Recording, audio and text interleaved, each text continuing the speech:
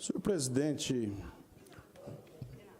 colegas deputados, deputadas, o público que acompanha a nossa sessão, senhor presidente, eu venho à tribuna mais uma vez para abordar a questão da negociação e o acordo assinado do Estado, através do Ministério Público, o governo do Estado, com a participação da Assembleia Legislativa, o acordo feito com a Companhia Energética do Estado de São Paulo, que,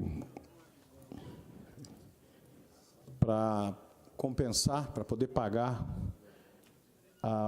as indenizações pleiteadas na Justiça pelos 6 municípios impactados da costa leste do nosso Estado pela formação do lago da usina de Porto Primavera.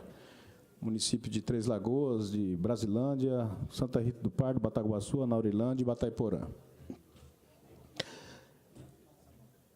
Essa negociação, senhor presidente, primeiro nós precisamos entender que ela foi feita porque algumas ações impetradas pelo Ministério Público e outras ações privadas também impetradas pelos municípios tiveram sentença favorável aos reclamantes, aos municípios, por conta de algumas obras que estavam previstas nas negociações anteriores e que a CESP não havia cumprido com os municípios impactados.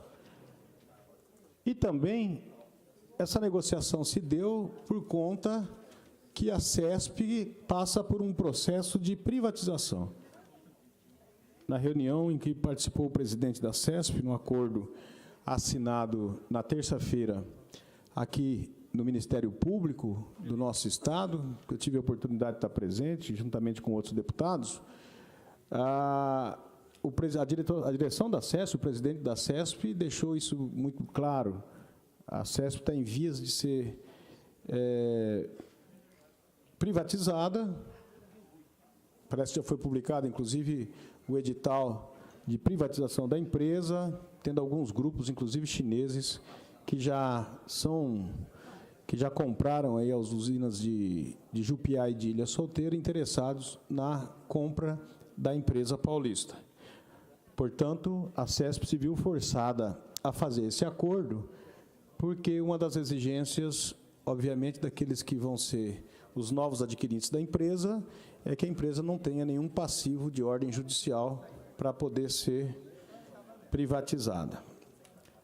Em função disso tudo, chegou-se a um termo com relação a todas as reivindicações feitas pelos municípios, e isso foi fechado, expresso num acordo em que o terceiro acordo de indenização da empresa aos municípios impactados, que foi fechado esse último acordo num valor aproximado de 560 milhões de reais. Desses 560 milhões de reais, 50% destinado ao Estado, 50% desse valor destinado aos municípios impactados, dividido para cada um de acordo com o impacto causado pela construção da usina e pela formação do lago. Alguns municípios recebendo mais, alguns municípios recebendo menos. Por exemplo, a Anaurilândia recebendo mais de 100 milhões de reais, Batayporã recebendo em torno de 7, 8 milhões de reais. E assim por diante, totalizando os 280 milhões. Até aí tudo bem, senhor presidente. Nós votamos aqui nessa casa, na semana passada, numa sessão extraordinária, a alteração da recomposição do fundo judicial, dos depósitos judiciais. A recomposição que estava prevista inicialmente na lei que votamos em 2016, que propiciou ao governo do Estado lançar mão de aproximadamente 1 bilhão e 400 e 500 milhões de reais, nessa recomposição que era prevista de, no mínimo, 30% deveria ser preservada ao fundo, foi alterada na semana passada para 20%. Isso fez com que o Estado tivesse condições de, imediato, utilizar mais recursos do fundo e, de imediato, já ter recursos suficientes para ser pago a parte do município, os 280 milhões dos municípios. Agora, o que eu trago à tribuna, senhor presidente, que eu acho que é a grande questão que nós temos que acompanhar, é com relação aos outros 280 milhões que o Estado tem a responsabilidade, de acordo com o instrumento particular de composição extrajudicial, o acordo que foi feito aqui com o Ministério Público, com o Estado e com a CESP, de acordo com o que está previsto aqui, neste acordo, o Estado de Mato Grosso do Sul está aqui assinando, nesse instrumento particular, assumindo a responsabilidade de aplicar os outros 280 milhões de reais que o Estado já lançou mão, que o Estado já recebeu, que o Estado já gastou, mas que o Estado tem a obrigação, por esse instrumento, de fazer a aplicação desses recursos. E eu quero, na próxima terça-feira, apresentar um requerimento muito bem detalhado, com justificativa ampla, com base nesse acordo, inclusive, para que o Estado possa dar ciência a essa casa, a todos os deputados e à sociedade sul-mato-grossense, sobre como, quando e onde vai aplicar esses recursos. Porque aqui no instrumento, de uma forma muito vaga, fala de recuperação de aplicação para a recuperação de áreas em função dos impactos ambientais sofridos pelos municípios e pelo Estado. Então, o Estado tem que apresentar um cronograma de aplicação desse recurso para dizer para todos nós, olha, nós temos 280 milhões que nós recebemos da CESP, que nós vamos aplicar. Nós queremos gastar para fazer uma obra de contenção lá das encostas nos municípios impactados. Nós temos isso como uma das reclamações maiores naquela região, porque por conta do controle que a CESP faz sobre a vazão da água no lago de Porto Primavera, essa movimentação já fez, e vários estudos mostram isso, esses estudos, inclusive, faziam parte das ações que estavam impetradas na Justiça, era um anexo nas petições, esses estudos mostrando os impactos, o aumento da área alagada a cada ano, em função dessa movimentação que faz com que as encostas sejam atingidas e, consequentemente, ampliado a área do lago. Isso, logicamente, aumenta a área inundada e tira, obviamente, capacidade de desenvolvimento desses municípios. O município de Anaurilândia, por exemplo, perdeu praticamente metade do seu território com a inundação. Está sendo compensado, em parte, porque deixou o município, obviamente, de obter receita, de gerar renda, de gerar emprego, nessa área que anteriormente era ocupada por fazendas, que poderia hoje estar sendo explorada com a agricultura, ou mesmo com a pecuária, ou outro tipo de atividade, e, obviamente, o município teria um rendimento maior, e o próprio Estado teria um rendimento maior em função da exploração adequada dessa área, mas não foi o que aconteceu, porque ali foi formado o lago da usina de Porto Primavera. Então, obviamente que essas obras precisam ser executadas. Além disso, tem tantas outras obras para conter os impactos ambientais que precisam ser efetivadas nos municípios, além de obras de cunho social que são importantes para que aqueles municípios possam se desenvolver, possam atrair moradores, possam desenvolver o turismo, por exemplo, o deputado Eduardo Rocha, que é ali de Três Lagoas, e que sabe exatamente da importância desse acordo que foi feito, e que sabe exatamente o quanto que essas obras, o governo do Estado, com esses 280 milhões, precisa fazer na nossa região. não é só esses 280 dos municípios, a parte do Estado nós queremos saber, porque esses recursos já foi utilizado pelo Estado, porque estava depositado judicialmente, mas esses recursos têm uma destinação, que é, obviamente, as obras que têm que ser feitas lá por conta do Estado. Tiramos a parte do município, estamos falando da parte do Estado. Então, senhor presidente, o Estado poderia até se adiantar, e aqui eu faço um apelo à liderança, aos parlamentares que dão sustentação ao governo, o governo poderia até se adiantar ao requerimento que nós vamos apresentar na terça-feira e poder trazer para essa casa, depois de um acordo assinado com a CESP de mais de R$500 bilhão, o governo trazer aqui à Casa do Povo, para dar satisfação à sociedade, um cronograma de aplicação desses recursos. Dizer para nós, ó, nós vamos aplicar esses recursos aqui, ali, aqui, eventualmente até uma discussão se vai aplicar em outros municípios ou não. Foi feito isso anteriormente. Eu, inclusive, fui contrário na época. Né, num acordo assinado em 2001, o segundo acordo, algumas obras foram feitas, inclusive aqui em Campo Grande. Recursos de indenização da CESP. O Estádio das Moreninhas, por exemplo, aquela cobertura ali da Escola Joaquim Murtim, ali na frente, que foi feita aquela cobertura ampla. Algumas obras que não foram feitas nos municípios impactados, foram feitas em Campo Grande. Em Dourados recebeu obras também fruto de negociação com a CESP, que eu acho que não era o correto, porque eu acho que os recursos têm que ser aplicados prioritariamente nos municípios impactados. Mas, de qualquer maneira, nas outras negociações que foram feitas, o Estado apresentou um plano de aplicação desses recursos. O que eu estou reclamando hoje aqui, e estou dizendo que a Assembleia vai cobrar e vai estar atenta a toda essa negociação, é que o Estado mostre para nós aqui, não é para os deputados, para a sociedade, olha, realmente, está aqui em todas as manchetes, todos os jornais, o acordo que foi feito, R$560 milhões, 280 dos municípios, 280 do Estado. 280 dos municípios, os municípios já têm um cronograma de aplicação, foram realizadas diversas audiências públicas.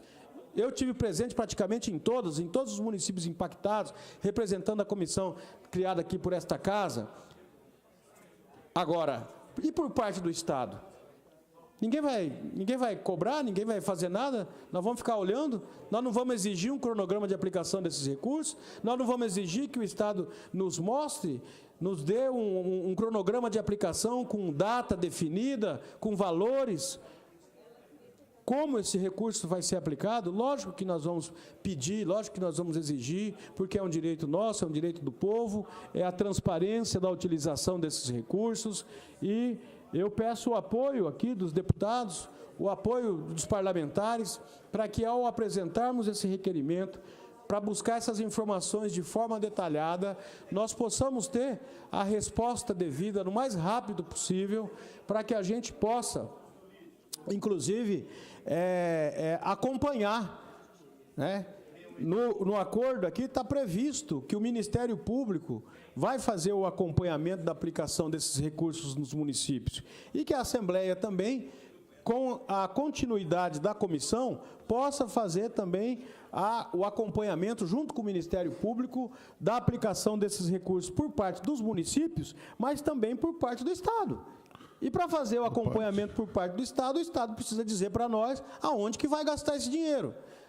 O Estado vai recompor o fundo vai ser recomposto, tem 20% ainda que está retido, e que acredito que nós temos que voltar, num futuro breve, a mudar a lei e voltar aos 30%, porque nós votamos uma situação aqui emergencial, para que o Estado não pudesse ter que retirar dinheiro do Tesouro nesse momento para destinar aos municípios. Mas o natural, aquilo que nós aprovamos originalmente, deputado João Grandão, é 30%, não é o 20%. Então, nós temos que voltar aos 30% para a recomposição natural dos depósitos judiciais, até em função de que julgados vão sendo feitos diariamente e a utilização desses recursos, ela é necessária até para que se sejam feitos os pagamentos de acordo com as decisões do Judiciário daqui para frente. Mas, mais do que isso, né, da recomposição desses recursos no Fundo Judicial, nós precisamos saber do Estado a aplicação desses 280 milhões, que é responsabilidade, que está pactuado nesse instrumento assinado com o Ministério Público, com a CESP e o Governo do Estado. Pois não, deputado João Grandão? Primeiro, deputado, está falando com conhecimento de causa que participou da comissão e assim por diante. O que eu quero colocar aqui é uma situação que o Estado pode, com certeza, permitir que esta casa não só participe no contexto de acompanhamento, mas o Estado tem, na sua concepção orçamentária, na sua formulação orçamentária, rubricas que permitem entrada de outras receitas, certo? Que não estão comprometidas com os planos, com os programas já instituídos em PAA, em LDO, enfim, no próprio orçamento.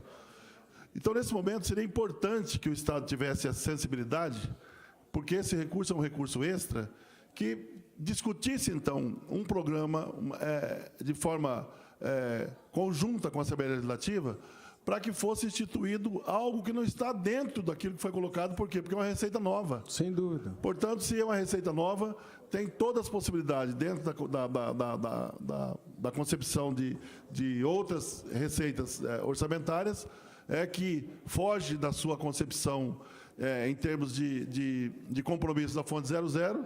Esse é o momento, então, de ter a sensibilidade do governo e ver um programa específico, que pode ser na área da saúde, que pode ser na questão indígena, que pode ser na agricultura familiar, que possa efetivamente atender os interesses dentro de um contexto que esteja fora dos programas que já estão sendo elaborados. Portanto, é uma oportunidade do governo sentar com a Assembleia Legislativa, sentar com os municípios que já estão impactados, por exemplo, com a questão que não receberam recursos por parte de enchentes, como Novo Horizonte do Sul, por exemplo, que está passando por uma situação de constrangimento. Tem municípios que estão impactados, que têm verdadeiras vossorocas, que possa ser feito... Pode ser fazer um plano de contenção. Fazer um plano de contenção. Então, esse é o momento do governo sinalizar com programas novos que não estejam dentro, usando exatamente a rubrica de outra receita orçamentária, que vem líquida, que vem em dinheiro. Isso é um apelo que a gente faz aqui. Muito bem lembrado, deputado João Grandão. Eu incorporo na íntegra a parte de Vossa Excelência, porque é óbvio que a peça orçamentária, ela permite isso a qualquer momento. Nós precisamos lembrar aqui que nós votamos ontem aqui a Lei de Diretrizes Orçamentárias. Nós não votamos orçamento ainda, por exemplo, para 2019, que nós devemos votar no segundo semestre. Mas, votando a Lei de Diretrizes Orçamentárias, ela nos dá a possibilidade, obviamente, de fazer essa inclusão, até porque eu acredito, deputado Paulo Silvio, que o Estado não vai dispor de 280 milhões de imediato para fazer essa aplicação. Mas o Estado precisa dizer o seguinte: eu não tenho condição de ter os 280, mas eu tenho condição de, a cada mês, dispor de 10, de 20, de 30, seja lá quanto for, fazer um plano, um cronograma de aplicação, que vai fazer, inclusive, com que esse dinheiro possa ser aplicado, inclusive, em 2019 e 2020. Então, nós vamos ter que votar um orçamento, e aí a importância do próximo semestre, de nós nos debruçarmos sobre o orçamento, porque nós precisamos fazer a inclusão, deputado João Grandão, como lembrou Vossa Excelência, a inclusão daquilo que está previsto do Estado, desses novos 280 milhões, em que área que ele vai fazer a aplicação desses recursos. Principalmente, deputado Paulo Silvio, naqueles municípios impactados. É o apelo que eu faço. Eu tenho certeza que é o apelo de todos os deputados. É verdade que 50% ficou com o Estado, e eu acho que isso já é generoso demais, porque o Estado tem a prerrogativa de aplicar aonde ele quer. Eu faço o apelo que o Estado aplique prioritariamente naqueles municípios. E aí, antes de passar a parte para Vossa Excelência, eu vou só colocar um dado interessante. Esses dias, discutindo com um advogado, ele falou para mim: poxa, deputado, o senhor defende lá os municípios, até aí tudo bem, os municípios impactados, mas a parte do Estado, o Estado pode aplicar aonde o Estado quiser. Pode. O que eu acho é que não é justo. Pode até eventualmente aplicar em alguns locais, mas a prioridade, mesmo dos recursos do Estado, provenientes do acordo, que são esses 280 milhões, tem que ser aqueles municípios daquela região, deputado Paulo Silva. Sabe por quê? Porque são aqueles municípios que tiveram o prejuízo e impacto direto de tudo que foi construído. Me perdoe, nenhum outro município, daqui não seja aqueles da costa, tiveram os impactos que eles tiveram. E aqueles municípios têm problemas. Tem problemas como outros municípios também. Eles têm problemas de ordem social, problemas principalmente com os prejuízos após a inundação, com relação à restrição ao seu próprio desenvolvimento. Então, eles têm coisas que os outros municípios não vão ter nunca, mas que eles tiveram, principalmente perdendo uma grande parte do seu território. Portanto, eu defendo que o Estado mande um cronograma de aplicação desse recurso, que fale de uma forma transparente da aplicação desses 280 milhões, né, e que dê prioridade nessa aplicação àqueles municípios que foram diretamente impactados. Não estou excluindo os demais, estou dizendo que eu acho que eles têm que ter prioridade porque eles foram diretamente impactados. Pois não, deputado Dr. Paulo Silva. Bom, eu venho parabenizar Vossa Excelência, até porque Vossa Excelência está nessa linha de raciocínio e buscando esse entendimento há muitos anos, desde que chegou aqui. Vossa Excelência, no terceiro mandato, são 12 anos de parlamento estadual. Eu fico feliz em ver Vossa Excelência explicando, e se não fosse Vossa Excelência, não ia ter nem ninguém explicando, nós não íamos nem saber. Íamos saber pela mídia, infelizmente. Mas nesses 12 anos que Vossa Excelência está aqui nessa casa, e Vossa Excelência ainda tem 4 minutos e meio, eu gostaria que Vossa Excelência me explicasse, que Vossa Excelência quer que esse dinheiro que entrou, se for 50%, gostaria que preferencialmente ele aplicasse, e eu concordo com Vossa Excelência. Mas ainda nessa mesma linha de raciocínio, eu fui vereador 12 anos de Campo Grande. Lá, na Casa Legislativa Municipal, não sei se é diferente daqui, pode ser que eu esteja enganado. Lá, quando a gente faz uma emenda no orçamento, é obrigado a cumprir. A gente chama de carimbo. Está carimbado. Tem que cumprir. Se não cumpre, é improbidade administrativa. É crime. Pode ter cassação. Já cassamos um prefeito aqui, por conta dessas coisas. Agora, eu não sei se aqui é diferente, eu vou estudar nesse período aí do recesso, porque eu, quando vim para cá, eu estudei, para saber se era diferente. Não vi nada diferente, mas de certo mudou. Nesse período que eu estou aqui, eu não lembro. Eu votei ontem, LDO, não adianta votar. Se não cumpre o que é votado, o que é carimbado, nós pedirmos aqui para ele fazer nos municípios impactados, é só se houver realmente um milagre. Quem sabe Jesus volta e faz esse milagre. Porque eu fico preocupado. Se não cumpre com emenda parlamentar, que é carimbada, que o orçamento existe para isso. Votar orçamento é dizer, você tem tantos bilhões para aplicar no Estado. Ah, mas falta dinheiro. Eu não tenho nada a ver se falta dinheiro. Quem é que tem que ver se falta dinheiro? É o governador, eu não sou executivo, eu sou legislativo. Financeiro é outra coisa. Ora, Vossa Excelência entende melhor do que eu. Eu vou encerrar para que Vossa Excelência possa pelo menos me explicar a experiência que Vossa Excelência tem nessa casa, se é diferente daquilo que eu vivi como vereador de Campo Grande. Obrigado por ter me concedido a parte. Obrigado pela parte, deputado Paulo Silva. Com certeza não tem nada de diferente. Pau que dá em Chico, dá em Francisco também. O que serve para o presidente, serve para o prefeito, serve para o governador. Com certeza absoluta. O que nós, eventualmente, podemos discutir entre nós, deputado Paulo Silva, é que nós também, nós como parlamentares, nós também temos a prerrogativa em determinadas contendas, quando não temos o convencimento de que determinada ação está correta, nós podemos, inclusive, recorrer ao judiciário, para que a gente possa elucidar isso, trazer o judiciário para opinar nesse processo. Eu acho que, nesse caso, principalmente, eu penso que não é necessário, porque eu tenho absoluta convicção, senhor presidente, que o Executivo vai estar preocupado não só em dar satisfação para os deputados, mas para demonstrar para os municípios impactados e para demonstrar para a população sul-mato-grossense que o Estado tem um plano de aplicação desses recursos. Pode até dizer, olha, não temos todo o recurso para aplicar de imediato, e não tem, por isso que o Estado pediu para diminuir aqui o percentual de recomposição do fundo. Mas tem aqui um cronograma, nós temos uma expectativa, nós temos condições de fazer uma aplicação de recursos na ordem de X por mês, até totalizarmos o investimento desses 280 milhões no Estado, com prioridade nos municípios impactados. É isso que nós estamos cobrando. É isso que nós, com certeza, temos que ter por parte...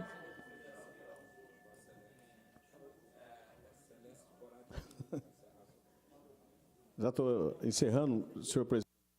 É isso que nós queremos obter por parte do Estado, né? Simplesmente por uma questão de dar maior transparência, principalmente, aquilo que foi pactuado, foi de uma forma transparente até agora, e nós queremos mais transparência ainda, porque queremos saber da aplicação desses recursos. E não estamos fazendo isso com o Estado, não.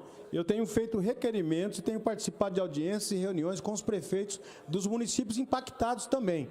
E estou em sintonia com o Ministério Público, nós devemos realizar novas audiências nesses municípios que estão recebendo esses valores, que totalizam, no 6 também, 280 milhões de reais, para que eles possam discutir lá com a população impactada quais são as obras prioritárias que vão ser executadas naqueles municípios. Senhor presidente, eu acho que isso é uma participação muito importante da Assembleia Legislativa, que enobrece o papel desta casa, quando ela está presente nessas audiências públicas, para poder dar voz e guarida, principalmente à população impactada, e ter a oportunidade de poder chegar nas audiências públicas e pleitear obras que são importantes para eles, para poder diminuir os impactos que foram sofridos.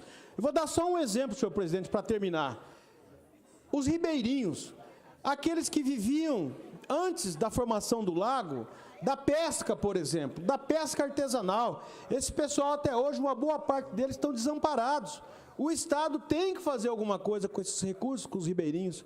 O Estado tem que fazer alguma coisa ainda com aqueles remanescentes, principalmente dos ceramistas, que sempre utilizaram a argila ali na beira do Rio Paraná para a produção de tijolo, para a produção de telhas, e também que esse pessoal foi desamparado. O Estado precisa dar respostas, principalmente a essas populações, que são as mais carentes, as que mais sofreram com os impactos causados com a construção, com a formação do lago da usina de Porto Primavera. Nós vamos voltar, porque nós vamos acompanhar ainda a continuidade desse acordo que foi feito, a aplicação desses recursos. Só isso, senhor presidente. Muito obrigado.